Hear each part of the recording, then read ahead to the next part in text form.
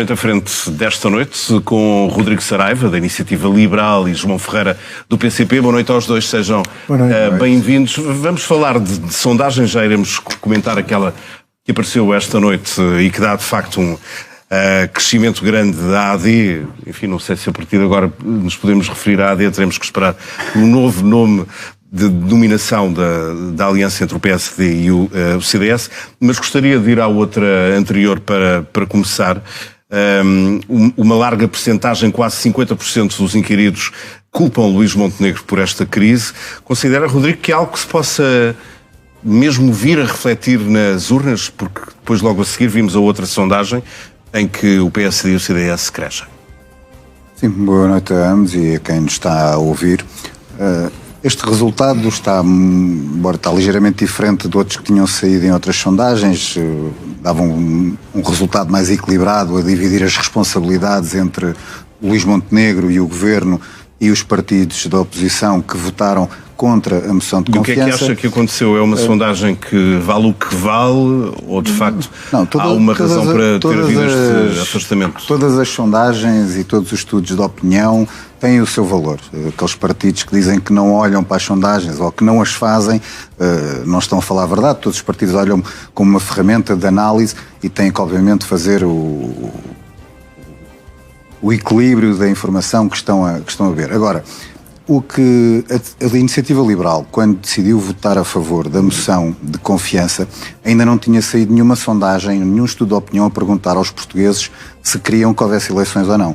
E todos aqueles que estão a sair agora demonstram que os portugueses não queriam eleições. O que significa que a Iniciativa Liberal, na decisão que tomou, estava muito sintonizada com aquilo que era a vontade da maioria dos portugueses.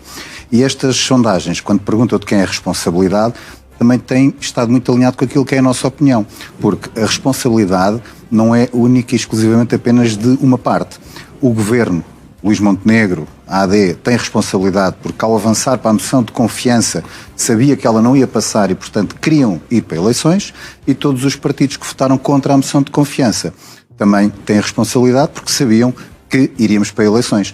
Portanto, depois cabe a cada um dos eleitores avaliar se acha que o Governo teve mais responsabilidade, os partidos que votaram contra tiveram mais ou menos responsabilidade.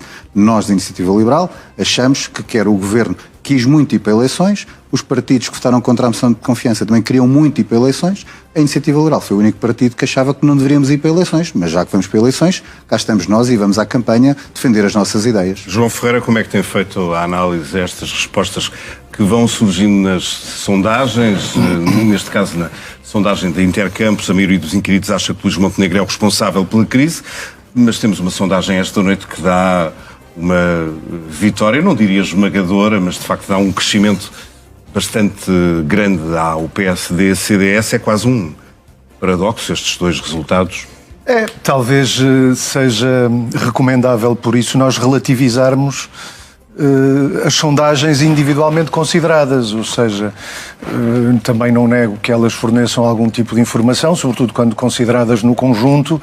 Individualmente aparecem estas leituras contraditórias que nos devem por si só fazer duvidar ou adotar pelo menos uma postura crítica. Duvida, por exemplo, que o resultado que aparece na sondagem desta noite dá a CDU com pouco mais do que 3%, seja de facto o resultado real que depois se vai traduzir no dia das eleições. Eu espero que seja superior, evidentemente. Esse foi o resultado, salvo erro, foi o resultado que a CDU teve há um ano.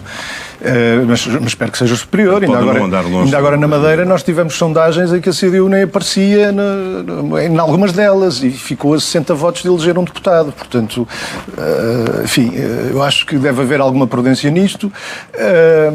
Quanto à questão da responsabilidade pela situação que está criada, enfim, aí parece-me razoável, quer dizer, a sondagem talvez não ande longe da realidade, no sentido em que, apontando o Primeiro-Ministro como o principal e destacado responsável pela situação que está criada, de facto aproxima-se muito daquela que é a realidade. Enfim, o Rodrigo fez aqui algumas leituras diversas disto, que eu acho muito assentes naquele taticismo, naquela semana e meia, houve ali muito taticismo, muita avaliação, esta coisa da Iniciativa Liberal dizer que teve uma atitude responsável. Bom, eu e o Pedro, que aqui estivemos com a Mariana uma semana antes da Iniciativa Liberal votar contra a moção de confiança, a Mariana Leitão, a líder parlamentar da Iniciativa Liberal, dizia aqui que naturalmente votaria contra uma moção de confiança, dada a situação assim, em que o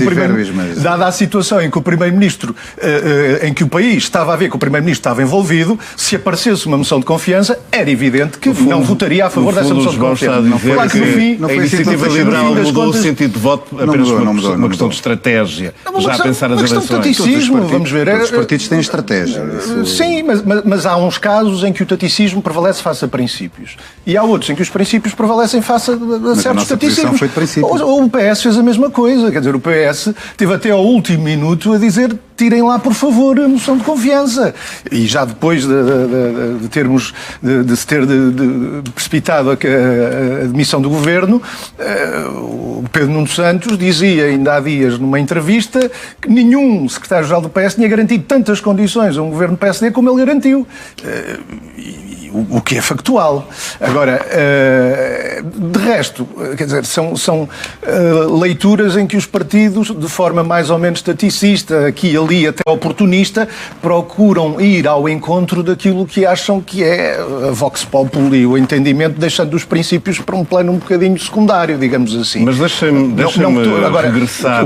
Naquilo que eu estou em desacordo é que todos ajam desta maneira. Deixa-me regressar à sondagem da Intercampos, que é muito interessante, porque coloca não só os cenários pós-eleitorais, eventualmente até com alguns acordos à vista, como pergunta aos inquiridos quais são os temas mais importantes para a campanha eleitoral, sendo que saúde, educação e impostos são considerados os três mais importantes. Ontem a iniciativa deixou uma garantia de que vai descer os impostos, mas depois, enfim, se chegar, não sabemos, à governação, haverá sempre um ministro das Finanças que vai fazer assim, à iniciativa liberal.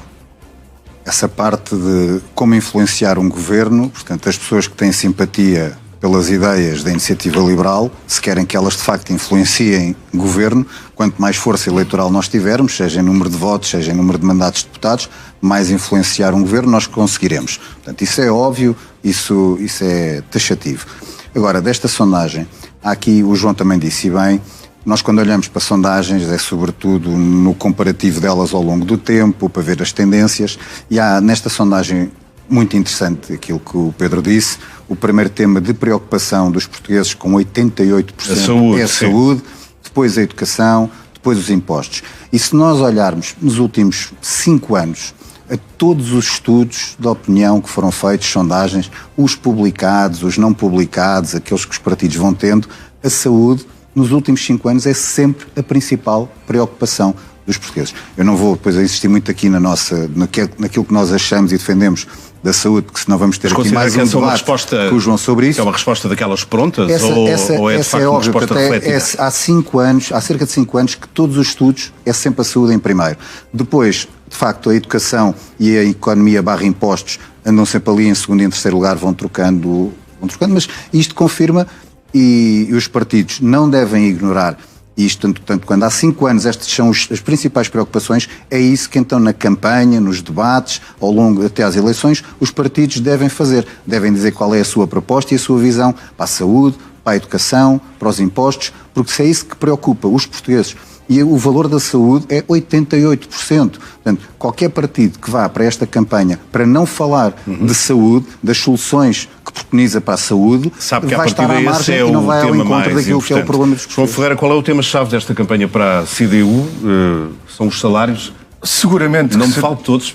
Não, serão seguramente os salários, serão também as questões da habitação, as questões da saúde e da educação. Mas o tema-chave, aquele que ocuparia os 88% como a saúde ocupou na opinião dos nossos inquiridos. Na vida das pessoas, há muita coisa que pesa, não é? Os salários são uma coisa absolutamente determinante, como é evidente, para todos aqueles que vivem do seu trabalho. é uma questão determinante, porque digamos que é o fator principal a determinar as condições de vida de uma pessoa num conjunto de dimensões muito ampla. Claro que depois há outras dimensões importantes que têm que ver com as questões da saúde, da educação, que em Portugal, historicamente, fruto, uma vez que são áreas que correspondem àquilo que nós denominamos como as funções sociais do Estado e são financiadas através dos impostos, e por isso é que quem promete queda de impostos não há milagres, está automaticamente o que está a dizer é que vai haver menos financiamento para estas áreas, para as funções sociais do Estado, para a saúde, para a educação, para o investimento público na habitação, para tudo o que são funções sociais do Estado, o que se está a dizer, para a segurança, para a justiça. O Rodrigo Saraiva não concorda. Não, tudo é evidente, pode-se dizer, mas pode-se usar melhor e pode seguramente usar melhor o dinheiro que se gasta em cada uma destas áreas. Agora, se falamos, nós temos no que toca à carga fiscal um problema, claro, em Portugal, que é sobretudo de injustiça fiscal, ou seja, há um esforço muito grande, desproporcional, sobre aqueles que não podem fugir, sobre os trabalhadores, aqueles que vivem do seu trabalho, e há um esforço insuficiente e proporcionalmente muito pequeno daqueles que poderiam e deveriam pagar mais, sobretudo ao nível de IRC, grandes empresas, grandes grupos económicos que tiveram, da parte do último governo, com o acordo da Iniciativa Liberal, que até queria ir além disso, um bónus substancial, porque o Estado viu diminuir a receita arrecadada a partir dos impostos pagos por estes grandes grupos económicos. Estamos a falar daqueles grupos que dominam a economia em setores-chave e que pagaram vão pagar este ano de 2025 centenas de milhões de euros de impostos a menos. Ora, isto significa logo duas coisas. Aquilo que se podia aliviar em quem trabalha não se alivia. E, em termos gerais, há uma quebra da receita fiscal do Estado que se vai necessariamente repercutir no financiamento da saúde, da educação, da segurança social, da habitação. O Rodrigo quer responder ao João Ferreira. Esta questão dos impostos, nós fazemos muitas comparações, e não é mal feito, é bem, com aqueles países que habitualmente estamos mais próximos, desde logo num plano geográfico, países da União Europeia, da zona euro. Nestas comparações relativas à carga fiscal que recai em Portugal, em comparação com o que acontece noutros países, nós não estamos acima da média da União Europeia nem da zona euro, pelo contrário. Mas quando vamos para uma expressão que é o esforço fiscal, nós aí estamos mesmo muito mal. Porque o esforço fiscal que as pessoas individualmente, as famílias e as empresas têm que fazer em Portugal é brutal. Nós achamos que as pessoas individualmente, as famílias e as empresas sabem muito melhor do que o Estado o que é que devem fazer com o dinheiro. E, portanto, nós, ao dizer que se deve baixar impostos, significa que estamos a dizer às pessoas que ficam com mais dinheiro no seu bolso, estamos a dizer às empresas que ficam com mais dinheiro nos seus cofres, para quê? No caso das empresas, para poderem pagar melhores salários, para poderem investir. E quando se quer fazer muita tributação, sobretudo sobre as empresas, ainda no outro dia estava num debate com um deputado que era do LIVRE, não era do PCP, que falava da tributação sobre os ultra ricos multimilionários. E a questão é que se quiserem ir taxar essas pessoas, aquilo que estão a fazer é fazer um convite para agarrarem nessas fortunas e irem para fora da Europa para outras geografias. É isto que vão fazer. E, portanto, querem taxar muitas empresas. E quando as empresas ou não vêm para Portugal ou depois até saem, depois vão para a porta das fábricas chorar que as empresas foram embora. Ora, as empresas foram-se embora porque não lhes foram dadas condições. Não se vai embora, a REN não se vai embora. Sim, e assim vão falar da Jerónimo Martins, mas choravam quando a Jerónimo Martins levavam os holdings para a Holanda. Porquê? Porque a Holanda é competitiva em termos fiscais. Sim, mas operam cá. E se quiserem... Não se vão embora porquê? Se os governos quiserem, há maneira de evitar essa fuga, exato, é simplificar e baixar impostos. É simplificar, é desburocratizar e baixar impostos. Isso é dar isso o bónus que lhe deram. É isso, não é dar bónus, é garantir que elas continuem em Portugal, que pagam melhores salários, que investem mais em Portugal. É isso, mas nós não vamos estar de acordo. Estamos a falar de empresas que não saem de cá. Estamos a falar de empresas que operam em setores quase de monopólio. E as empresas que não vêm. E que foram poupadas ao pagamento de bilhões de euros. Que não vêm. Agora, pequenas e médias empresas é toda uma situação. A maior parte delas, as micro, pequenas e médias empresas deste país, sofrem na pele também o abuso de poder dominante desses grupos económicos. Não, mas sofrem diariamente do abuso e do peso do Estado na sua vida. Essas sim deviam ser aliviadas, mas para aliviarmos essas, nós temos que chamar os outros a um contributo maior. Uma pequena média empresa está mais preocupada com o dia-a-dia, com o tempo que perde em burocracias e com os impostos que pagam ou com outros E em ter mercado também, já agora, em ter mercado, e para isso há uma dimensão essencial, que é subir os salários. Mas é que só pode ir musculado para o mercado, para o combate no mercado, se tiver condições para o fazer. E essas condições passam por desburocratizar e por aliviar fiscalmente. Quem recebe... Assim é que elas conseguem depois virar-se para uma empresa grande e ir lá competir olhos nos olhos. Há 70% dos trabalhadores neste país recebem menos de 1.000 euros de salário mensal. 70%. Claro. Só há duas formas de ter um melhor salário. Baixas impostos e depois há crescimento económico. É ir dizer não há outra forma. Nós não aumentamos o salário, mas baixamos impostos. Não é isso que vai resolver os problemas deles. Não, começas por baixar impostos, depois os grandes beneficiários da baixa de impostos são os que recebem muito. Seja do ponto de vista do rendimento individual, seja do ponto de vista do património, seja do ponto de vista do rendimento coletivo das grandes empresas. Nós sabemos que esta discussão é interminável. Teremos outras oportunidades para falar dos vossos argumentos diferentes em relação a política fiscal. Eu queria também debater convosco a condenação de Marine Le Pen hoje em França. A extrema-direita europeia, incluindo o Chega, reagiu em força àquilo que aconteceu. Já sabemos que Marine Le Pen, entre outras penas, não vai poder concorrer às próximas presidenciais francesas, a menos que o recurso depois lhe dê razão. Tendo em conta quem é João, é preciso cautela quando se começa a dizer que a justiça anda a tentar beneficiar a democracia ou resolver a democracia pelos seus próprios meios? Vamos ver, a Le Pen e a Frente Nacional em França representam, do ponto de vista dos seus princípios, dos seus valores, das concessões que têm, representam aquilo que de pior existe, do ponto de vista do reacionarismo, do caráter retrógrado, de muitas dessas concessões e valores, antidemocrático. O que de pior existe na Europa e não só, porque ela tem um papel que vai além de França e da Europa. Aliás, é ver a postura subserviente que tantas vezes André Ventura por cá adotou relativamente a Marine Le Pen, não é?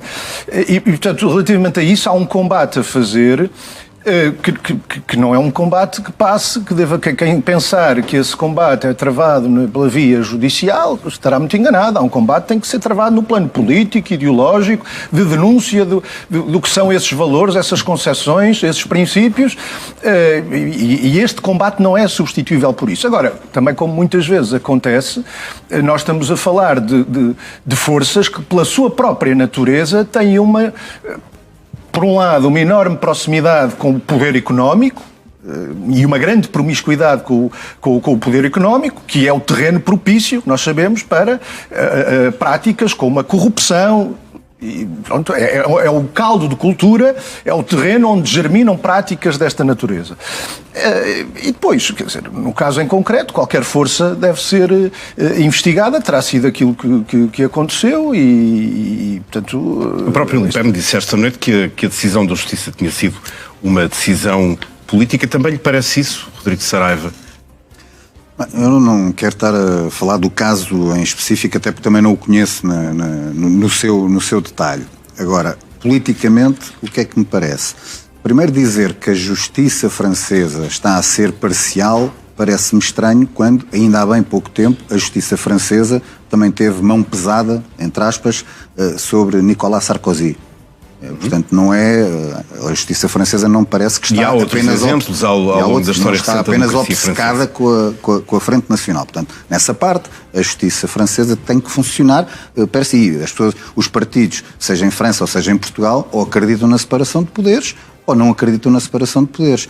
Porque depois também, relativamente a outras geografias, há o lugar do ladrão é na prisão, referindo-se até a alguns políticos, dos quais eu até discordo muito, mas sobre uns políticos tem uma posição, parece que a justiça foi maravilhosa e funciona muito bem, mas com outras geografias, portanto é uma espécie é consoante a conveniência. Portanto, aquilo que tem que haver é as garantias que a justiça está a funcionar e a fazer o seu caminho. Mas há também um risco, e isso aconteceu com as reações de toda a extrema-direita europeia ao longo do dia, de tentar desacreditar a justiça. Mas aquilo que se espera é que a justiça, seja onde for, não se deixe condicionar nos seus procedimentos e na sua prática, não se deixe condicionar por aquilo que eles a seguir vão fazer uma vitimização. Não se pode, a justiça, para ser funcional, não se pode deixar condicionar por percepções ou achismos. Também já percebemos que neste campo uma coisa são os valores apregoados e depois outra coisa é a prática concreta. Aliás, temos o exemplo do nosso Parlamento em que, a partir do momento em que se começou a puxar uma ponta, um determinado grupo parlamentar com 50 membros, aquilo parecia uma desgraça. E hoje, cada um tinha um cadastro maior que o outro. Mas a propósito do Chega, hoje André Ventura já andava a estabelecer paralelismos entre Marine Le Pen e Montenegro, dizer que o atual Primeiro-Ministro não podia sequer participar nestas eleições a partir do momento em que havia uma desconfiança. É possível estabelecer estas analogias? Eu acho que não. É o tipo de coisa, é o tipo de atuarda que quem as profere tem uma intenção, que é pôr toda a gente a comentá-las. Eu acho que nós devíamos resistir a isso. O Rodrigo resiste ou não? Em dizer qualquer coisa sobre aquilo que André Ventura afirmou? Eu acho que só há um paralelismo que podemos fazer e que serve para todos. É que um político, seja qual for o caso em concreto, nunca deve fugir ao escrutínio. Rodrigo Saraiva, gostava de guardar o último minuto para a Iniciativa Liberal, porque hoje apareceram nos jornais declarações de Rui Malheiro, o opositor a Rui Rocha dentro da própria iniciativa, que diz que houve nestas legislativas um saneamento dos elementos que ele à partida tinha proposto para integrarem as listas de candidatos às legislativas e que não aparecem em lugares elegíveis. O que é que se passou para que o Conselho Nacional da Iniciativa Liberal tivesse deixado de lado estas pessoas? O Conselho Nacional da Iniciativa Liberal votou a candidatura às eleições legislativas, que envolve a parte programática e a parte das listas, de uma forma quase unânime. Teve 3 votos contra e 4 abstenções, penso eu. Se falar de saneamentos, quer dizer, sanear é quando alguém está num sítio e deixa de estar... falou desse saneamento. Saneamento, eu não quero ir para a questão da semântica, mas saneamento é quando alguém está num sítio e é retirado de um sítio. E eu não sei quem é que foi retirado de um sítio. Houve uma necessidade... As listas que a Iniciativa Liberal apresenta são praticamente as mesmas de há um ano. Houve algumas necessidades de ajustes, porque houve pessoas que proativamente disseram que não teriam disponibilidade para continuar, como foi o caso dos deputados Bernardo Blanco e Patrícia Gil Vaz, como também foi o caso de um cabeça de lista. Ele diz que foi posta de lado gente importante, muito válida politicamente, em troca de amigos e de pessoas que estão mais próximas. É um problema de física, porque onde só cabe uma pessoa não cabem duas, e a pergunta que deve ser feita é quem é que então deveria sair. Deveria sair quem? Na lista de Lisboa, a Marina Leitão, eu não vou falar de mim próprio, a Angélica da Teresa, que é vice-presidente do partido, é uma das melhores deputadas municipais que existe, neste caso, ou na lista do Porto, que saiu a Patrícia Gil Vaz, entrou o secretário-geral do partido. Quer dizer, de repente o secretário-geral de um partido, que é uma das pessoas que mais mérito tem na história da Iniciativa Liberal, não tem condições para ser deputado. Até se as críticas são críticas apenas crítica per si, não são para construir, e nós estamos cá para construir. Muito bem. Rodrigo Saraiva, João Ferreira, obrigado aos dois pela participação esta noite no Frente a Frente. Vamos fechar.